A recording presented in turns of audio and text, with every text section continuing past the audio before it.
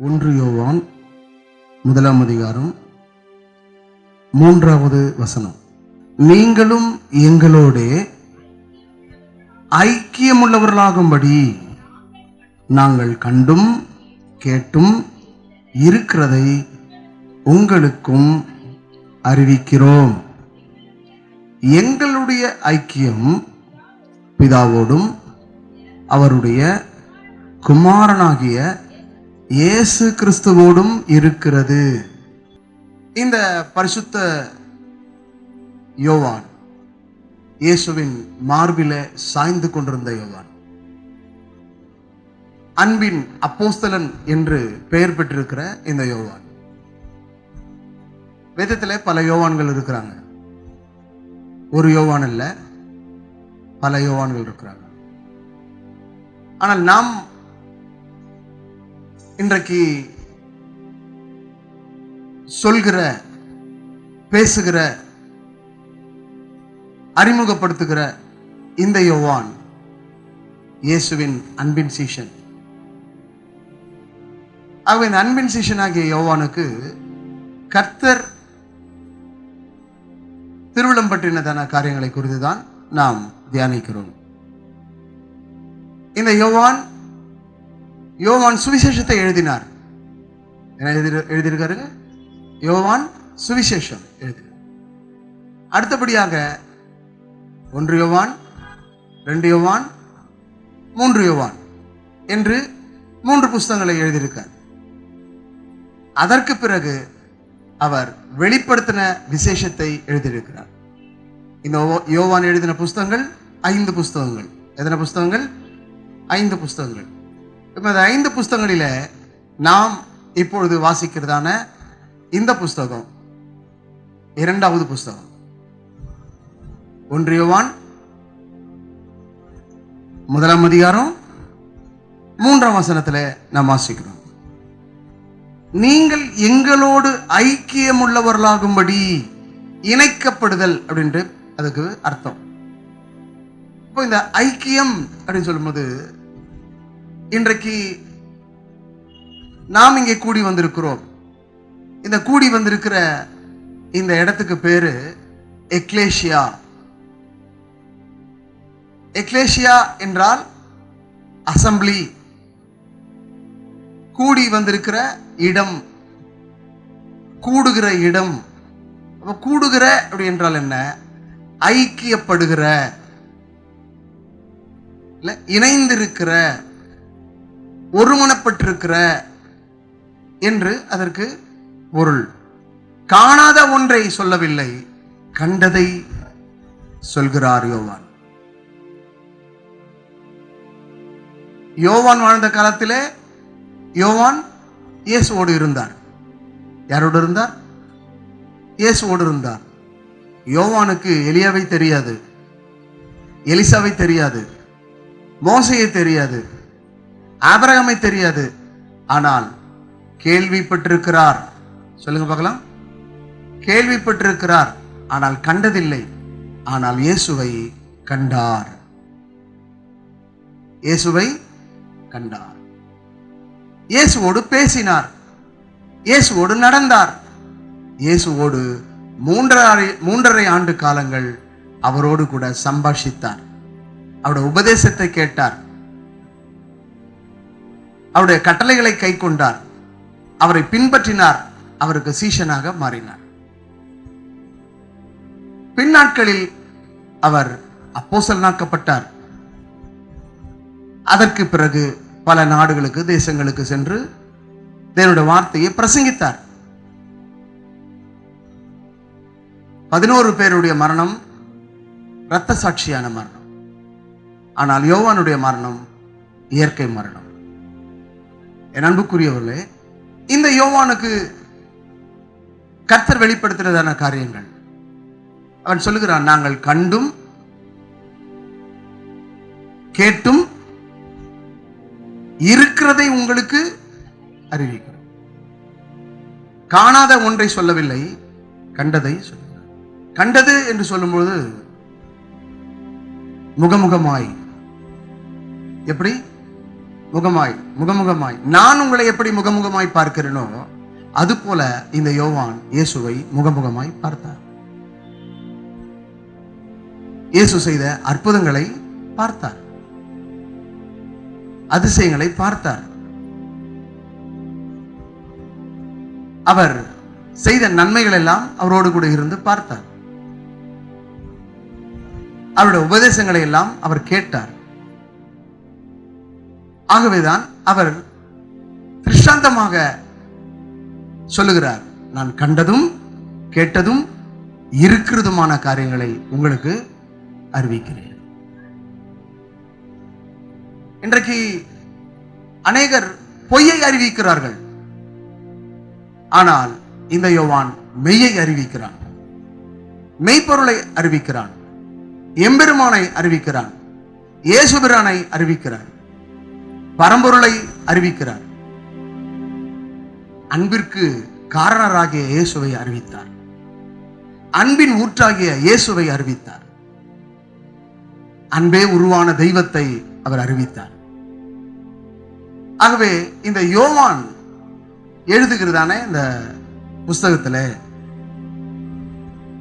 எங்களோடு கூட ஐக்கியம் உள்ளவர்களாகும்படி இன்றைக்கு இந்த உலகத்தில் அநேகருடைய ஐக்கியம் துன்மார்க்கரோடு இருக்கிறது, பாவிகளோடு இருக்கிறது, திருடர்களோடு இருக்கிறது, விபச்சாரனோடு இருக்கிறது. ஆனால் இப்படிப்பட்டதான ஐக்கியம் உள்ளவர்களை தேவன் அருவருக்கிறார். துன்மார்க்கருடைய செய்கைகளை அவர் வெறுக்கிறார், துன்மார்க்கருடைய மனம் திரும்புதலை அவர் விரும்புகிறார். துன்மார்க்கன் தன் துன்மார்க்கத்தை விட்டு திரும்பாமல் இருக்கிறான். துன்மார்க்கன் தன் துன்மார்க்கத்தை விட்டு மனம் திரும்புவானால் அவனை இயேசு ஏற்றுக்கொள்வார். ஒரு பாவி தன் பாவத்தை விட்டு மனம் திரும்புவானால் அவனை இயேசு ஏற்றுக்கொள்வார். ஒரு அக்கிரமக்காரன் தன் அக்கிரமத்தை விட்டு கர்த்தரிடத்திலே திரும்புவானால் அவனை அவர் ஏற்றுக்கொள்வார். அதே பாவத்தை மறுபடியும் மறுபடியும் செய்வானால் அவனை கர்த்தர் ஏற்றுக்கொள்ள முடியாது, ஏற்றுக்கொள்ள மாட்டார். விசுவாசத்தால் நீதிமான் பிழைப்பான், பின்வாங்கி போவானால் அவன் மேல் என் ஆத்துமா பிரியமாயிராது என்று கர்த்தர் சொல்கிறார். என்ன பிரியமாயிராது? ஐக்கியம் வேண்டும். நம்முடைய ஐக்கியம் என்ன? ஜெபிக்கிறோம், ஜெப ஐக்கியம்.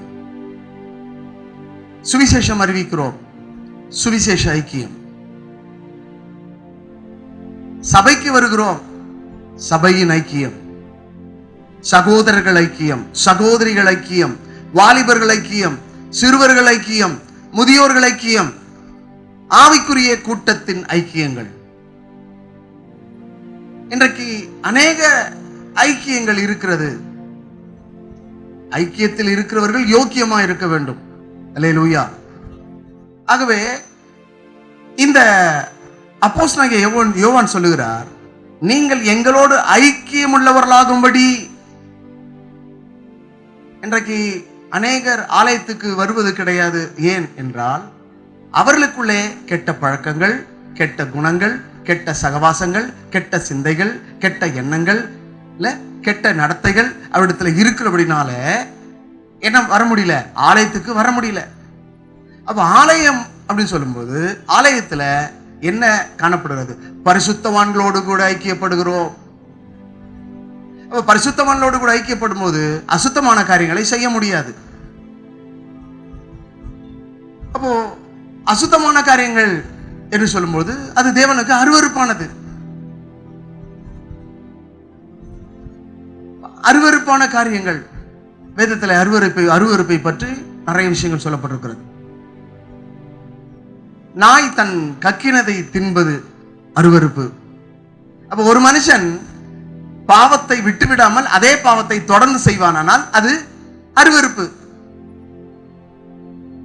விக்கிரக ஆராதனை அருவருப்பு. துன்மார்க்கரோடு சகவாசம் அருவருப்பு. இந்த உலகம் அக்கிரமத்தில் நிறைந்திருக்கிறது. இந்த உலகத்தில் உள்ளவர்கள் கட்டளையை மீறுகிறார்கள், தேவனுடைய கட்டளையை அசட்டை பண்ணுகிறார்கள், தேவனுடைய கற்பனையை மறந்து போகிறார்கள், தேவனோடு பண்ண உடன்படிக்கையை விட்டு விலகி போகிறார்கள். அப்ப அவர்களுக்கு நம்மோடு கூட ஐக்கியம் இல்லை. திருச்சபையிலே வருகிற சகோதரர்கள் சகோதரிகள் யாவரும் ஒன்று திரண்டு தேவனை துதிக்கும் பொழுது, ஆராதிக்கும் பொழுது, அவரை மகிமைப்படுத்தும் போது அது ஐக்கியம். ரட்சிக்கப்பட்டவர்களெல்லாம் ஒன்று கூடி வரும்பொழுது அது ஐக்கியம். பரிசுத்தவான்கள் எல்லோரும் கூடி வரும்பொழுது அது ஐக்கியம். ஊழியக்காரர்கள் கூடி வரும்போது அது ஐக்கியம். விசுவாச மக்கள் யாவரும் கூடி வரும்போது அது ஐக்கியமா இருக்கும்.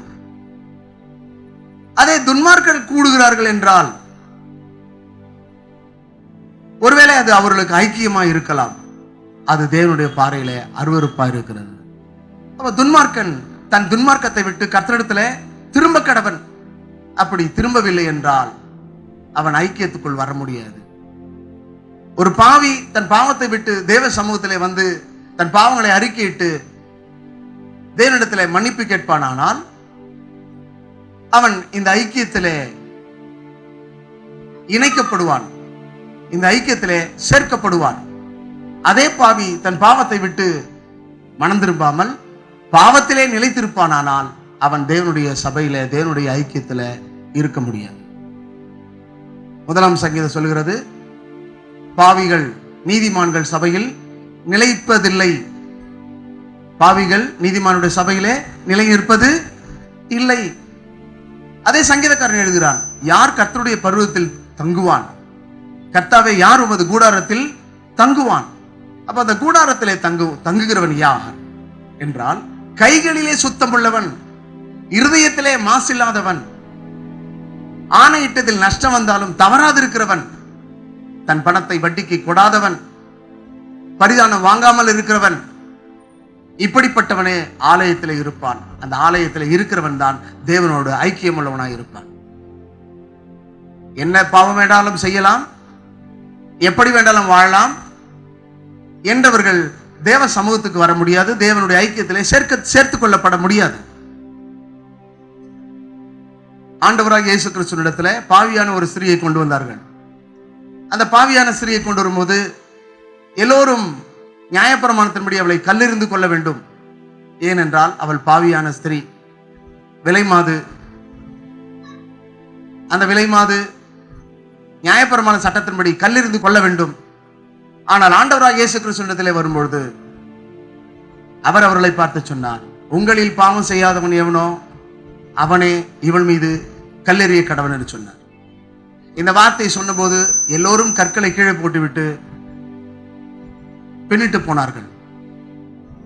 அந்த ஸ்திரியை பார்த்து இயேசு சொன்னார், உன் பாவம் உனக்கு மன்னிக்கப்பட்டது, இனி பாவம் செய்யாதே,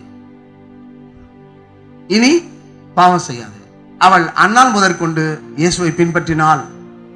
இயேசுவினுடைய உபதேசத்தை கேட்டு அந்த உபதேசத்திலே நடந்தாள், அந்த உபதேசத்தை கை கொண்டாள், அந்த பாவ காரியங்களை விட்டுவிட்டாள், அந்த துன்மார்க்கமான காரியத்தை விட்டுவிட்டாள். ஆகவே அவர் தேவனிடத்திலே சேர்த்துக் கொள்ளப்பட்டாள். அல்லேலூயா. தேவனுடைய பிள்ளையாக மாற்றப்பட்டாள். ஆகவே தேவனுடைய பிள்ளையை மாற்றப்பட்டவள் மீண்டும் அந்த தவறான தொழிலுக்கோ அந்த தவறான பழக்கத்திற்கோ அந்த தவறான வழியிலேயே அவள் போகவில்லை. அல்லேலூயா, அல்லேலூயா. இப்பொழுது ஆண்டவராக இயேசுவை ஏற்றுக்கொள்ளுகிற ஒவ்வொரு பிள்ளைகளும் ஐக்கியம் உள்ளவர்களாக இருக்கணும். யாரோடு? தேவனோடு ஐக்கியம் உள்ளவர்களாக இருக்கணும். இந்த யோவான் என்ன எழுதுகிறார் என்றால், எங்களுடைய ஐக்கியம் பிதாவோடும் அவருடைய குமாரனாகிய இயேசுவோடும் என்று சொல்லப்பட்டிருக்கிறது. பிதாவோடும் குமாரனோடும் இயேசுவோடும் இல்ல, அவருடைய குமாரனாகிய இயேசுவோடும். ஆதி மனிதன் பாவம் செய்தபடினாலே தேவனோடு உள்ள உறவு, தேவனோடு உள்ள ஐக்கியம், அந்த ஐக்கியத்தை விட்டு அந்த உறவை விட்டு துரத்தப்பட்டான், வெளியேற்றப்பட்டான்.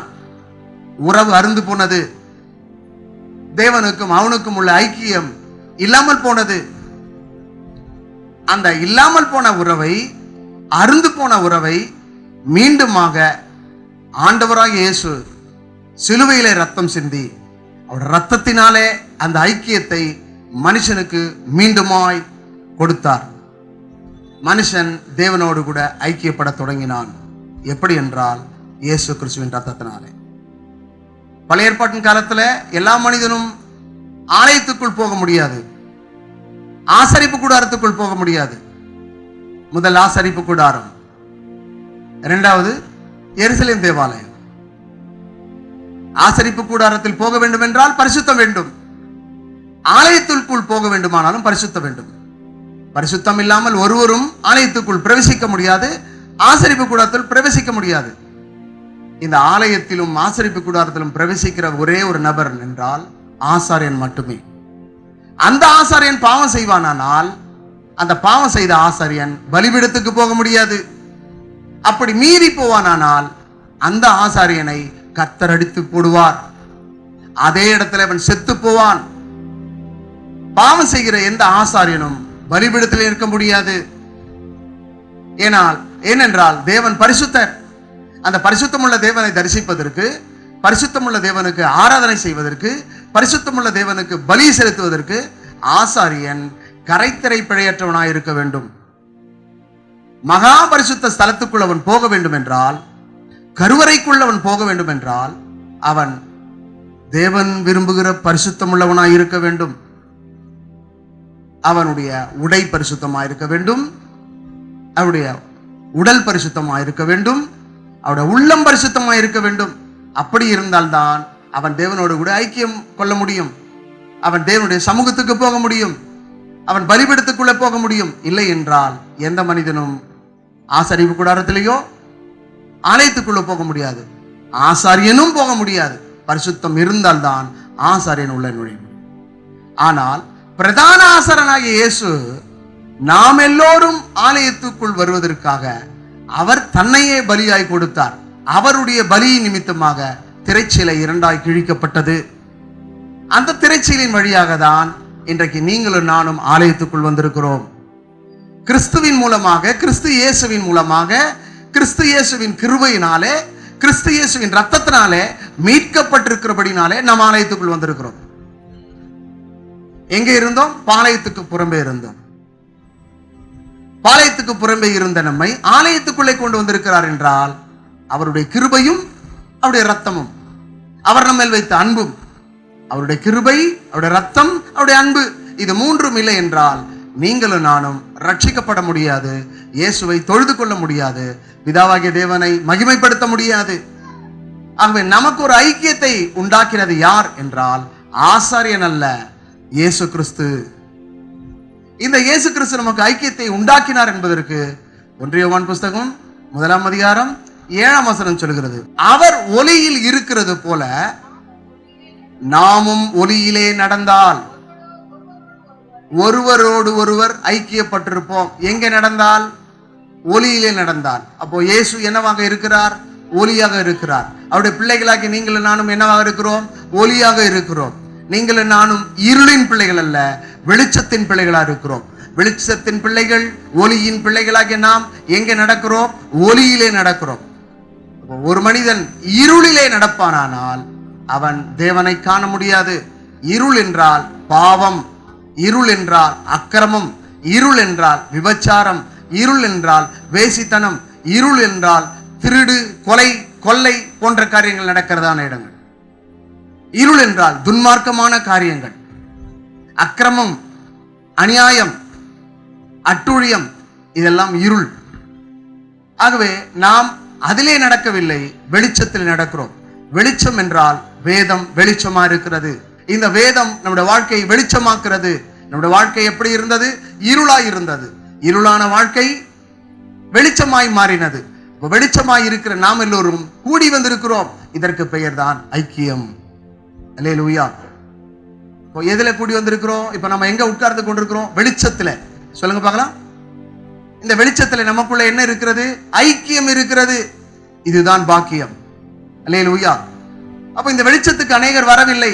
எங்க இருக்கிறாங்க? எல்லாம் இருளிலே இருக்கிறார்கள். இல்ல என்ன இருள்? பாவ இருளிலே, சாப இருளிலே, வியாதி இருளிலே, இல்ல, பலவிதமான இருளிலே இருக்கிறார்கள். அப்ப அந்த இருளில் இருக்கிறவர்கள் என்ன செய்ய முடியல? வெளிச்சத்துக்கு வர முடியவில்லை. எங்க வரல சொல்லுங்க? எங்க வெளில வர முடியல? வெளிச்சத்துக்கு வர முடியல. வெளிச்சத்தை வந்தா யாரு பார்க்கலாம்? இயேசுவை பார்க்கலாம். வெளிச்சத்துக்குள்ள வந்தால் என்ன கேட்கலாம்? தேவ சத்தத்தை கேட்கலாம். தேவன் மோசேக்கு தரிசனமானார். என்னவாக காட்சி அளித்தார்? வெளிச்சமாக. என்னவாக? வெளிச்சமாக. அந்த வெளிச்சம் என்னவாக இருந்தது? நெருப்பாக இருந்தது, அக்கினியாக இருந்தது, முச்செடி பற்றி எரிந்து கொண்டிருந்தது. இந்த அற்புத காட்சியை பார்ப்பேன் என்று சொல்லி போய் பார்த்தான். கடவுள் அவனோடு கூட பேசுகிறார். மோசே, நீ நிற்கிற இடம் பரிசுத்த பூமி, உன் கால்களில் காணப்படுற பாதரட்சியை கழற்றி போடு என்று சொன்னார். அவன் தன்னுடைய பாதரட்சியை கழற்றி போட்டு அந்த வெளிச்சமாகிய கடவுளிடத்திலே வந்தான். அப்பொழுது உன் தேவனாகிய கர்த்தர் நானே என்று கர்த்தர் சொன்னார். ஆபிரகாமின் தேவனும் ஈசாக்கின் தேவனும் யாக்கோபின் தேவனாகிய கர்த்தராகிய தேவன் நானே என்று மோசையோடு கூட கர்த்தர் பேசினார். அல்லேலூயா. அப்ப நம்முடைய தேவன் என்னவா இருக்கிறார்? வெளிச்சமா இருக்கிறார். நம்முடைய தேவன் என்னவாக இருக்கிறார்? ஒளியாக இருக்கிறார். நம்முடைய தேவன் என்னவாக இருக்கிறார்? பரிசுத்தரா இருக்கிறார். நம்முடைய தேவன் யாராக இருக்கிறார்? உண்மை உள்ளவராக இருக்கிறார். நம்முடைய தேவன் யாராக இருக்கிறார்? ஜீவிக்கிற தேவனாக இருக்கிறார். ஆகவே இந்த வெளிச்சத்தை மோசே கண்டான். மோசே ஜனங்களை கண்டார்கள். என்ன கண்டார்கள்? மோசையின் மீது ஒரு பிரசன்னத்தை கண்டார்கள், பிரகாசத்தை கண்டார்கள். ஜனங்கள் எல்லாம் முக்காடிட்டு கொண்டார்கள். ஜனங்கள் எல்லாம், ஏனென்றால் மோசே எங்க இருக்கிறான் என்றால் தேவ சமூகத்திலே இருந்தான், தேவனோடு இருந்தான், தேவனோடு சஞ்சரித்தான், தேவனோடு சம்பாஷித்துக் கொண்டிருந்தான். தேவன் அக்கினியாய் இருக்கிறார். அந்த அக்கினியின் நடுவில் அவன் இருந்தபோது அந்த தேவன் அவனை அக்கினியாய் மாற்றினார், அவனை நெருப்பாக மாற்றினார், அவனை பிரசன்னத்தினால் மாற்றினார். அவனை சுற்றில் ஒரு பிரகாசம் காணப்பட்டது. அவன் மீது தம்முடைய மகிமையை கர்த்தர் வெளிப்படுத்தினார். ஜனங்கள் எல்லாம் மோசேயினுடைய முகத்தை பார்க்க முடியாமல் முக்காடிட்டுக் கொண்டார்கள். என்ன கொண்டாங்க? அப்போ நீங்களும் நானும் நமக்கு கிடைக்கிற நேரங்கள் எல்லாம் தேவனோடு இருக்கும் போது, தேவனோடு சம்பாஷிக்கும் போது, சஞ்சரிக்கும் போது, தேவனோடு பேசும்போது, தேவ சத்தம் கேட்கும் போது, தேவ சித்தம் செய்யும் போது நம்முடைய முகம் பிரகாசமாக மாறும். அல்லேலூயா. என்னமாக மாறும்? பிரகாசமாக மாறும். ஆகவே நீங்களும் நானும் வெளிச்சத்தின் பிள்ளைகளாய் மாறணும். என்ன பிள்ளைகளை மாறணும்? இயேசு யார்? வெளிச்சம். இயேசு யார்? உலகத்திற்கு ஒளியாய் இருக்கிறார். அவர் சொல்லுகிறார், என்னை பின்பற்றுகிறவன் இருளிலே நடவாமல் ஒளியிலே நடக்கிறான். எங்க நடக்கிறான்? ஒளியிலே நடக்கிறான். அப்ப அந்த ஒளியிலே நடக்கிறவர்கள் என்ன செய்வாங்க? ஒளியை தான் காண்பார்கள். அவர்களுக்குள்ளே அந்த ஒளி பிரகாசிக்கும். ஆகவேதான் மோசே எழுதும்போது எழுதுகிறார், என்ன புஸ்தகத்துல, கர்த்தர் தம்முடைய முகத்தை உங்கள் மேல் பிரகாசிக்க பண்ணி உங்கள் மேல் கிருபையாய் இருக்க கடவர். கர்த்தர் தம்முடைய முகத்தை உங்கள் மேல் பிரசன்னமாக்கி உங்களை காக்க கடவர். கர்த்தர் உங்களுக்கு சமாதானத்தை கட்டளையிட கடவர். கர்த்தர் உங்களை ஆசீர்வதிக்க கடவர். இந்த வார்த்தை எல்லாம் மோசேயின் மூலமாய் கர்த்தர் அருளுகிறார். அப்ப மோசேயினுடைய முகம் எப்படி இருந்தது? பிரகாசித்தது. அவன் மீது பிரசன்னம் இருந்தது, அவன் மீது அபிஷேகம் இருந்தது. அதே போல உங்கள் மீது அந்த அபிஷேகம் இருக்க வேண்டும். உங்களுக்குள்ள இந்த பிரசனம் வர வேண்டும். நீங்கள் இந்த தேவ பிரசனத்துக்குள்ளே கடந்து வர வேண்டும். மணிக்கணக்கான நேரங்கள் ஜெபத்திலே செலவிட வேண்டும். மணிக்கணக்கான நேரங்களை வேதத்தை வாசித்து தியானம் பண்ண வேண்டும். மணிக்கணக்கான நேரம் தேவனை நாம் தரிசிக்கிறதுக்கு முயற்சி பண்ண வேண்டும். பரிசுத்தம் இல்லாமல் ஒருவனும் தேவனை தரிசிக்க முடியாது. அப்போ நாம் பரிசுத்தமாக வேண்டும். எப்படி பரிசுத்தமாக வேண்டும்? ஒன்று, ஜலத்தினாலே பரிசுத்தமாக்கப்பட வேண்டும். 2, இயேசுவின் ரத்தத்தினால் பரிசுத்தமாக்கப்பட வேண்டும். 3, பரிசுத்த ஆவினால் பரிசுத்தமாக்கப்பட வேண்டும். 4, அக்கினினால் பரிசுத்தமாக்கப்பட வேண்டும். 5, வேத வசனத்தின் மூலமாய் பரிசுத்தமாக்கப்பட வேண்டும். இப்படி நாம் பரிசுத்தமாக்கப்பட்டால் தான் தேவனை தரிசிக்க முடியும், தேவனோடு சம்பாஷிக்க முடியும், தேவனோடு சஞ்சரிக்க முடியும். இன்றைக்கு அப்பட்டமாய் அநேகர் சொல்கிறார்கள், நான் தேவனை தரிசித்தேன், நான் இப்பொழுதுதான் கடவுளோடு பேசிக் கொண்டு வந்தேன். எப்படி பேச முடியும்? கடவுளோடு பேசணும்னா அதற்கு தகுதி வேண்டுமே. இல்ல, சிந்தித்து பார்க்க வேண்டும். நம்முடைய ஐக்கியம் எப்படி இருக்கிறது மனுஷோடு? இன்றைய நாள் முழுதும் மனுஷனோடு கூட உறவாடி விட்டு நான் இப்பொழுதுதான் கர்த்தரோடு பேசி வந்தேன் என்றால் எப்படி பேச முடியும்? மோசே எத்தனை நாள் உபவாசம் இருந்தார்? 40 நாள். அல்லேலூயா. இல்ல, அப்ப மோசே என்ன செய்தார்? உபவாசித்தார். தேவனோடு சஞ்சரித்தார், தேவனோடு சம்பாஷித்தார், தேவ சத்தம் கேட்டார், தேவ சித்தம் செய்தார். தேவன் என்ன சொல்லுகிறாரோ அதை மாத்திரம் தான் செய்து முடித்தார். நாம் என்ன செய்கிறோம்? நம்முடைய சொந்த அலுவல்களெல்லாம் செய்துவிட்டு நானும் ஊழியம் செய்கிறேன் எப்படி சொல்ல முடியும்? நானும் கர்த்தரோடு இருக்கிறேன் எப்படி சொல்ல முடியும்? நாம் கர்த்தரோடு இருக்கிறோம் என்றால் வசனம் நமக்குள் இருக்க வேண்டும், அந்த அபிஷேகம் நம் மீது இருக்க வேண்டும், அந்த பிரசன்னம் நமக்குள் இருக்க வேண்டும், அந்த மகிமை நம் மீது இருக்க வேண்டும், அந்த ஆவியானுடைய நடத்திப்பு நம்மோடு கூட இருக்க வேண்டும். இல்ல, நம்மோடு கூட ஆவியான இருக்கிறார் என்றால் பிசாசு நடுங்குவான், பாவம் விட்டு ஓடும், எல்லாமே நம்ம விட்டு கடந்து போகும். அன்பானவர்களே, இன்றைக்கு வாசித்த வேத பகுதியில நம்முடைய ஐக்கியம் எப்படி இருக்க வேண்டும்? கர்த்தருடைய பிள்ளைகள் ஐக்கியமாய் இருக்கும் பொழுது அதுதான் ஆசீர்வாதம். ஐக்கியம் உள்ளவர்களாகும்படி நாங்கள் கண்டும் கேட்டும் அறிவிக்கிறதுமான அறிவிக்கிறோம். நான் வேதத்தை வாசிக்கிறேன், அதை தியானிக்கிறேன், அதை நான் உங்களுக்கு போதிக்கிறேன். நான் வாசிக்காமல் தியானிக்காமல் எதையும் போதிக்க முடியாது. எந்த ஒரு பாடமாக இருந்தாலும் படித்த பிறகுதான் அந்த பாடத்தை நான் சொல்ல முடியும். படிக்காமல் ஒரு பாடம் நடத்த முடியாது. ஆகவே இந்த அப்போஸ்தலனாகிய யோவான் 3.5 ஆண்டு காலங்கள் கடவுளோடு கூட இருந்தார், இயேசுவோடு இருந்தார். இயேசுவோடு இருந்ததுனால அவர் கண்டதையும் கேட்டதையும் அனுபவித்ததையும் அவர் நமக்கு அறிவிக்கிறார். என்ன சொல்லுகிறார்? எங்களுடைய ஐக்கியம் பிதாவோடும். நமக்கு ஒரு பிதா இருக்கிறார். அவர் எங்க இருக்கிறார்? பரத்தில் இருக்கிறார். அந்த பரத்தில் இருக்கிற பிதாவை தான் இயேசு நமக்கு போதித்தார். மத்தேயு 6வது அதிகாரத்தில் பரமண்டல ஜெபத்தை சொல்லிக் கொடுத்தார். அப்ப பரமண்டல ஜெபத்தில் யாரை சொல்லுகிறார்? பரலோகத்தில் இருக்கிறதான எங்கள் பிதாவே. இந்த பரமண்டல ஜெபத்தில் இயேசு யாரை சொல்லுகிறார்? பிதாவை சொல்லுகிறார். அந்த பிதா யார்? நல்லவர். அந்த பிதா யார்? உண்மையுள்ளவர். அந்த பிதா யார்? ஜீவனுள்ளவர். அந்த பிதா யார்? பரிசுத்தர். அந்த பிதா யார்? நீதி உள்ளவர். அந்த பிதா யார்? நியாயம் செய்கிறவர். அந்த பிதா யார்? கண்டித்து உணர்த்துகிறவர். அப்படிப்பட்ட ஒரு பிதாவின் சமூகத்திலே வளர்ந்தவர் தான் இயேசு. அந்த இயேசு எங்க இருந்தார்? பிதாவின் மடியிலே இருந்தார்.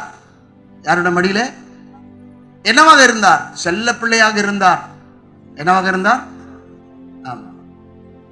இயேசு சொல்லுகிறார், நான் தனித்திரேன், என் பிதா என்னோடு கூட இருக்கிறார். என் பிதா என்னை தனித்திருக்க விடவில்லை, நானும் பிதாவும் ஒன்றாயிருக்கிறோம். அல்லேலூயா. இப்போ நீங்களும் நானும் எப்படி இருக்கிறோம்? ஒன்றாயிருக்கிறோம். ஒரே இடத்துல இருக்கிறோம். ஒரே வசனத்தை தியானித்துக் கொண்டிருக்கிறோம். ஒரே ஆவியில் இருக்கிறோம். இல்ல? அப்ப அது போல பிதாவும் குமாரனும் ஒன்றாயிருக்கிறார்கள். ஊழியக்காரர்கள் இந்த பிதாவோடும் குமாரனோடும் பரிசுத்தாவியோடு கூட இணைந்திருக்கிறார்கள், இசைந்திருக்கிறார்கள், ஒன்றுபட்டிருக்கிறார்கள், ஏகோபித்திருக்கிறார்கள். ஆகவேதான் அவர்கள் அவரையே போதிக்கிறார்கள். அல்லேலூயா, அல்லேலூயா. நான் சொல்றது புரியுதா உங்களுக்கு? விளங்குதா? இல்ல? வசனம் என்ன சொல்கிறது? எங்களுடைய ஐக்கியம் பிதாவோடும் அவருடைய குமாரனாகிய இயேசுவோடும் இருக்கிறது. இப்போ எங்களுடைய ஐக்கியம் யாரோடு இல்லை? உலகத்தோடு இல்லை, துன்மார்க்கரோடு இல்லை, பாவிகளோடு இல்லை, அக்கிரமக்காரரோடு இல்லை, அநியாயம் செய்கிறோடு இல்லை, திருடுகிறவர்களோடு இல்லை, விபச்சாரம் செய்கிறோடு இல்லை, வேசித்தனம் செய்கிறோடு இல்லை, விக்கிரக ஆராதனை செய்கிறோடு இல்லை. ஆமென் சொல்லுங்க. அப்ப எங்களுடைய ஐக்கியம் யாரோடு இருக்குது? பிதாவோடும் குமாரனோடும் பரிசுத்த ஆவியானவரோடும் இருக்கிறது. அப்ப அந்த ஐக்கியம் எப்படி இருக்கணும்? இல்ல, அந்த ஐக்கியம் எப்படி இருக்கணும்? பக்தி வைராக்கியம் உடையதா இருக்கணும், பரிசுத்தம் உள்ளதா இருக்கணும், எப்பொழுதும் தேவ பயம் உள்ளதா இருக்கணும். நமக்கு ஒரு தேவன் இருக்கிறார், அவர் நம்மை காண்கிறவரா இருக்கிறார். அந்த தேவன் நம்மை நியாயந்திருக்கிறவரா இருக்கிறார். அந்த தேவனுக்கு முன்பாக அஞ்சி வாழ வேண்டும், அந்த தேவனுக்கு முன்பாக பயந்து வாழ வேண்டும், அந்த தேவனுக்கு முன்பாக பரிசுத்தமாய் வாழ வேண்டும். அந்த தேவன் வானத்தில் இருக்கிறார். அவருடைய கண்கள் என்னை காண்கிறது. நான் நடந்தாலும், எழுந்திருந்தாலும், படுத்தாலும், நான் என்ன செய்தாலும், நான் யாரோடு பேசியிருந்தாலும், நான் என்ன செய்திருந்தாலும், இல்ல நான் என்ன செய்திருந்தாலும் அவருடைய கண்கள் என்னை காண்கிறது. இல்ல, அவர் என்னை கவனிக்கிறார், அவர் என்னை விசாரிப்பார், அவர் என்னை நியாயத்தில் கொண்டு வந்து சேர்ப்பார், என்னை நியாயத்தில் கொண்டு வந்து நிறுத்துவார். எங்க கொண்டு வந்து நிறுத்துவார்? நியாயத்தில். அப்போ இந்த பயம் இருந்தால்தான் பிதாவோடும் குமாரனோடும் பரிசுத்த ஆவியானோடும் நான் இருப்பதற்கு அடையாளம். அல்லேலூயா. அப்ப நம்முடைய ஐக்கியம் எப்படி இருக்கணும்? யாரோடு இருக்கணும்? இல்ல, பிதாவோடு இருக்கணும், குமாரனோடு இருக்கணும், பரிசுத்த ஆவியானோடு கூட இருக்கணும். நம்முடைய ஐக்கியம் உலக பிரகாரமான மனிதனோடோ மாம்சமான மனிதனோடோ, சொந்தம் பந்தம் இனம் ஜனம் எல்லாமே மாம்சமானவர்கள் தான். அவர்கள் பரிசுத்தமாக இருந்தால் அவர்களோடு நம்முடைய உறவு இருக்கலாம். அவர்கள் அசுத்தமாக இருப்பார்களானால், அருவருப்பான காரியங்களை செய்வார்களானால், இருளில் இருப்பார்களானால் அவர்களோடு நம்முடைய ஐக்கியம் இருக்கக்கூடாது.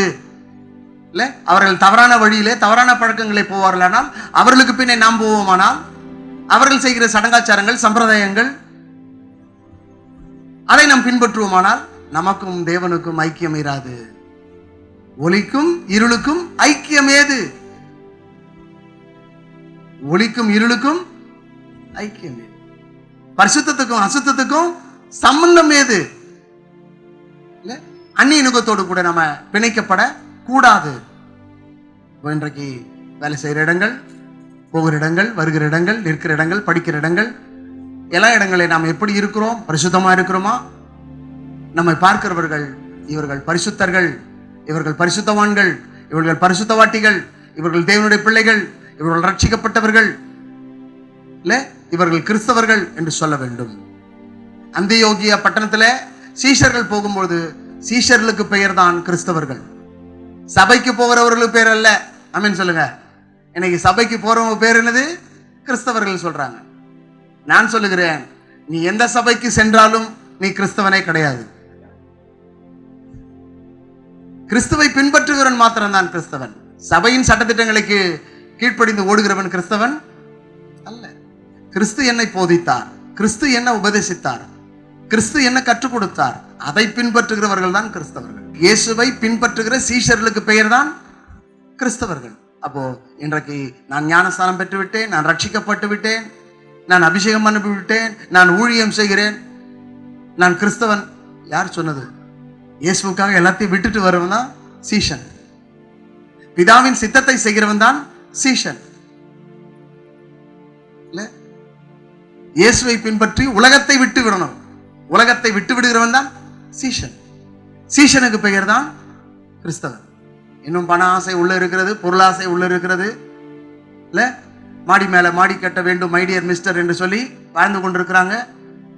இல்ல பல கோடி ரூபாயில எல்லாம் செய்ய வேண்டும், கட்ட வேண்டும். இந்த உலகத்தில் நம்ம பிரஸ்தாபமா இருக்க வேண்டும். நீ பிரஸ்தாபமா இருக்க வேண்டாம், இயேசுவை பிரஸ்தாபமாக்கிறவளா இருக்க வேண்டும். உனக்குள்ள இருக்கிற இயேசுவை வெளிப்படுத்த வேண்டும், உன்னை நீ வெளிப்படுத்தக்கூடாது. அப்போ உனக்குள்ளே ஐக்கியம் இருக்குமானால், அந்த ஐக்கியம் பிதாவோடும் குமாரனோடும் பரிசுத்தாவியோடும் இருந்தால் உனக்குள்ளே பிதா வெளிப்படுவார், குமாரன் வெளிப்படுவார், பரிசுத்தாவியன் வெளிப்படுவார். உன் வாழ்க்கை ஆசீர்வாதமா இருக்கும். ஆகவே இன்றைய நாளில கேட்ட வசனத்தின்படி எங்களுடைய ஐக்கியம், எங்களோடு ஐக்கியமாய் இருக்கும்படி நான் உங்களுக்கு போதிக்கிறேன், கண்டதையும் கேட்டதையும் உங்களுக்கு அறிவிக்கிறேன். நான் எப்படி இந்த திரியேக தேவனோடு ஐக்கியமா இருக்கிறனோ, நீங்களும் இந்த திரியேக தேவனோடு கூட ஐக்கியமா இருக்க வேண்டும். இந்த திருத்துவ தேவனோடு ஐக்கியமா இருக்க வேண்டும். இந்த ட்ரினிட்டி காடோடு கூட ஐக்கியமா இருக்க வேண்டும். அப்படி நீங்கள் ஐக்கியமா இருப்பீர்களானால் உங்கள் வாழ்க்கை ஆசீர்வாதமாக இருக்கும், பாக்கியமாக இருக்கும், ஸ்லாக்கியமாக இருக்கும், மேன்மையா இருக்கும், மகிமையா இருக்கும். ஆகவே இந்த நாளிலே நாம் கண்களை மூடி ஆண்டவர் நோக்கி ஜெபம் செய்வோம். வானத்துக்கும் பூமிக்கும் தேவனாகிய கர்த்தாவே, இந்த நல்ல நாளுக்காக நேரத்துக்காய் ஸ்தோத்திரம். இந்த நாளிலே இந்த வார்த்தை கேட்டுக்கொண்டிருக்கிற ஒவ்வொரு பிள்ளைகள், எது ஐக்கியம், யாரோடு இருக்க வேண்டும் என்பதை ஆராய்ந்து அறிந்து பிதாவோடும் குமாரனோடும் பரிசுத்த ஆவியானோடும் ஐக்கியம் கொள்ள கிருபை தாரும். யோவான் சொன்னது போல கண்டதையும் கேட்டதையும் இருக்கிறதையும் நாங்கள் உங்களுக்கு அறிவிக்கிறோம். ஆகவே இல்லாத ஒன்றை அப்போஸ்தலனாகிய யோவான் சொல்லவில்லை, இருக்கிறதை சொன்னான். நாங்கள் அனுபவிக்கிறதை மக்களுக்கு சொல்லுகிறோம். இந்த நாளிலே யாரெல்லாம் இந்த வார்த்தையை கேட்டுக்கொண்டிருக்கிறாங்க, ஒருவேளை இருளிலே இருப்பார்களானால் அவர் வெளிச்சத்துக்கு வர உதவி செய்யும். ஒருவேளை பாவத்தில் இருப்பார்களானால் அந்த பாவத்தை விட்டு பரிசுத்தத்துக்குள்ள வர கிருபை தாரும். இயேசுவே, இந்த நாளிலே இந்த வார்த்தை கேட்டுக்கொண்டிருக்கிற ஆண்டவர் ஒவ்வொரு பிள்ளைகளும் அவருடைய ஐக்கியம் துன்மார்க்கரோடு, இந்த உலகத்தோடு, பொல்லாத மனிதரோடு கூட இருக்குமானால் அவைகளை விட்டு ஆண்டவர் உம்மிடத்திலே கடந்து வர உதவி செய்யும். எல்லா துன்மார்க்கமான காரியங்கள், எல்லா பாவ காரியங்களை விட்டு கர்த்தரிடத்திலே திரும்ப கிருபை தாரும். ஒவ்வொரு மனிதனும் வெளிச்சத்தின் பிள்ளையாய், தேவனின் பிள்ளையாய், ஆண்டவரை உமக்கென்று சாட்சியுள்ள பிள்ளையாய் வாழ கிருபை செய்யும். ஒவ்வொருவரையும் பொறுப்பிடும். ஒவ்வொருடைய வாழ்க்கையில இருக்கிற எல்லா இருள் நீங்கட்டும். பாவ இருள், சாப இருள், அக்கிரமத்தின் இருள், துன்மார்க்கத்தின் இருள், அருவருப்பின் இருள், எல்லா இருளும் நீங்கி வெளிச்சத்திலே வர கிருபை தாரும். ஒவ்வொருடைய வாழ்க்கையை வெளிச்சமாக்கும், ஆசீர்வதியும். அப்படியே செய்யும். இயேசுவின் நாமத்தில் பிதாவே, ஆமென். கர்த்தர் தாமே உங்கள் ஒவ்வொருவரையும் ஆசீர்வதிப்பாராக.